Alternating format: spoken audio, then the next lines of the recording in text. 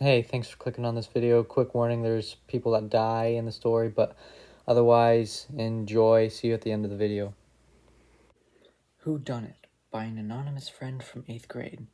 November 28th, 1935, on a beautiful day in Sunnyvale, California, where the sun shines bright and the people are always happy, the Elton family was taking a stroll in their personal courtyard.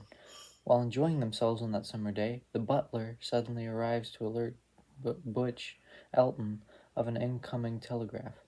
Haven't I told you not to intrude when I am spending time with my family? Yes, sir, but they said it was of immediate urgency. That doesn't matter right now, so excuse yourself while I continue my time with my family. But, sir, the board of directors are planning on removing you from the Elton corporations. Okay, then. I'm sorry, my dear, but I must go. I will be back in a few weeks. Butch Elton did indeed come back to the Elton estate after a few weeks, but only to gather his things and leave again. While Butch was away, his wife had become extremely depressed and unable to comfort their only son. When the father returned about 2.5 years later, it was far too late. The only son, having been left alone, had been terrorized by his own thoughts and could not control the rage inside him. The child had grown into a monster, terrorizing the good people of Sunnyvale, California.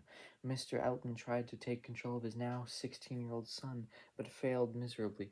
After the embarrassment of being unable to control his outbursts and mental rages, he had no choice but to banish him from the family forever.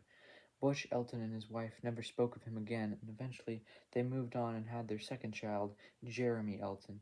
The Eltons often spoiled their son Jeremy for fear that he could fall into depression, but what they could not see was that he was turning into a problem child.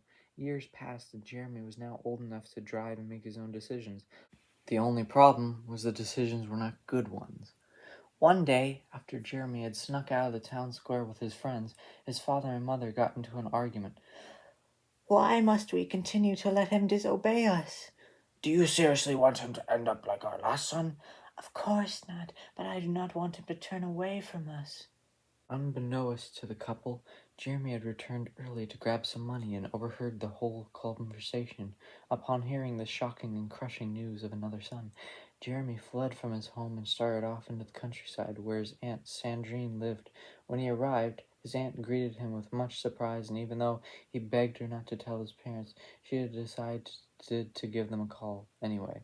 Although Eltons did not know why he had left in such a hurry, they agreed to let him stay with his aunt for a few weeks. To Jeremy's surprise, his aunt was very strict when it came to discipline and chores. After only a few weeks of resting and contemplating, the new and improved Jeremy was ready to return to his parents' estate just in time for his 18th birthday. He arrived on a night darker than most, with rain as plentiful as the grains of sand on the beach.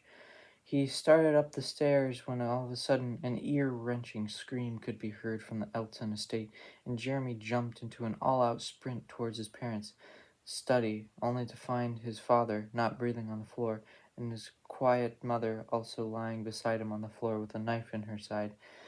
Mother, what has happened? Who did this? And with her dying breath she was able to spit out one name. Charles. He then staggered out into the hallway, confused and angry. He looked out into the courtyard and saw a dark figure in a black coat with demon eyes. Lightning struck, and the dark figure was gone, but so was his parents' lives and all their fortunes. Hey, made it this far in the video. Thanks for watching. Make sure to like, share, subscribe. I know you won't, but I'm still asking. Please do. Tell all your friends about me. They'll probably like it. Check out my other channel, Titanium Skull Random, or whatever name it is by now. But otherwise, other than that, thank you for watching. Have a nice time, and keep those titanium skulls polished. And I'll see you in the next one. Bye bye.